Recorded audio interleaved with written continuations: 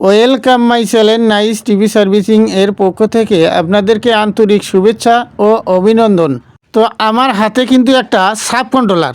এই sub কন্ট্রোলারটি voltage transfer হচ্ছে না। তো এটা মূল সমস্যা কি আপনাদের মাঝে আমি শেয়ার করতেছি।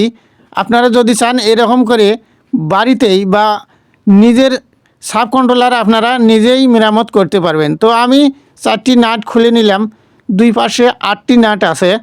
তো আমি সুন্দরভাবে খুলে নিলাম। খুলে নেওয়ার পর এখানে দেখেন একটি স্ক্রুওয়ালা নাট আছে, এটা খুলতে হবে।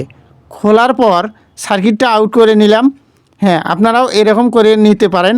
তো একটু লক্ষ্য করে দেখেন এখানে 1025-এর 2টি ক্যাপাসিটারের মধ্যে একটি ক্যাপাসিটার মাথা কিন্তু খুলে গেছে। তো এটা আমি চেঞ্জ করব। চেঞ্জ করার পর দেখি রেজাল্টটা কী আসে।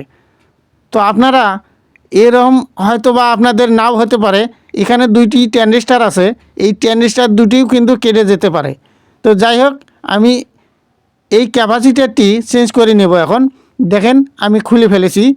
আমি এখন একটা লাগিয়ে নিলাম 1025 ভোল্টের একটি ক্যাপাসিটার। তো আমি লাগানোর পর এখন আমি সুন্দরভাবে ফিটিং করব। ফিটিং করার পর দেখব রেজাল্টটা কী আসে। তো যাই হোক, আমার কিন্তু সুন্দরভাবে লাগানো শেষ। দেখেন এখানে নাম্বারটা দেখাইতেছি আমি, 1025 ভোল্ট।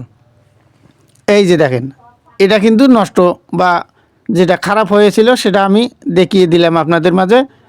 তো আমি এটা বাদ দিয়ে দিলাম, একটি নতুন লাগাইলাম। লাগার পর এখানে আমি যেভাবে ছিল এইভাবেই আমি ফিটিং করে নেব। একটু লক্ষ্য করে দেখবেন আমি সুন্দরভাবে ফিটিং করে নিলাম।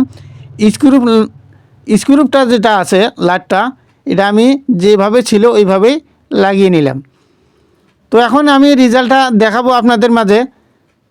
এই যে দেখেন সুন্দরভাবে একটু লক্ষ্য করে দেখেন, যেরকম ছিল এই রকমই কিন্তু লাগাইতে হবে, কারণ ট্রানজিস্টার দুটি অল্প একটু ব্যাস কম হলেই কিন্তু কেটে যাবে। তো আমার সুন্দরভাবে ফিটিং করা শেষ। এই দেখেন চারপাশে আমি নাটগুলো সুন্দরভাবে লাগিয়ে নিলাম। আপনারা চাইলে কিন্তু এরকম করে নিজেই মেরামত করে নিতে পারবেন। তো বন্ধুরা, ভিডিওটি যদি একটু আপনাদের কাজে আসে অবশ্যই একটি লাইক দিবেন। আর ভিডিওতে যদি নতুন হয়ে থাকেন অবশ্যই চ্যানেলটিকে সাবস্ক্রাইব করে রাখবেন, পাশে থাকা বেল আইকনটি বাজিয়ে দিবেন এই রকম নতুন নতুন ভিডিওর নোটিফিকেশন সবার আগে পাওয়ার জন্য। তো আমি দেখেন মিশুক ভ্যানে কিন্তু একদম ফিটিং করে নিলাম, যেরকম ছিল 2টি স্ক্রু নাট দিয়ে আমি আটকিয়ে নিলাম। এখন দেখেন আমি তারগুলোও কিন্তু অলরেডি লাগিয়ে ফেলেছি। দেখেন লালটা লাগাইছি কালোতে, আর হলুদটি লাগাইছি এটি কালো বা নীলটি লাগা পড়ছে, এটা হইতেছে মাইনাস যত সম্ভব।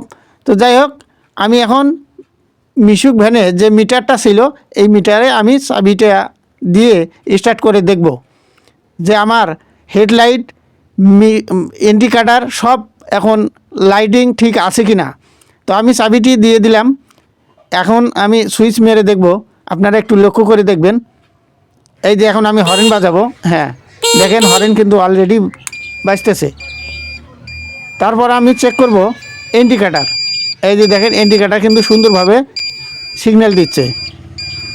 এই যে দেখেন এখন আমি হেডলাইটগুলো আমি চেক করে দেখতেছি, দেখেন অলরেডি কিন্তু সুন্দরভাবে জ্বলে উঠেছে। তো আপনারা চাইলে কিন্তু এই রকম করেই ঠিক করে নিতে পারবেন। তো আপনাদের এরকম কিন্তু নাও হতে পারে, বলেছিলাম ট্রানজিস্টার কিন্তু কেটে যেতে পারে। তো আজকের মতো বিদায় নিচ্ছি এই ভিডিও থেকে। ভালো থাকবেন, আসসালামু আলাইকুম।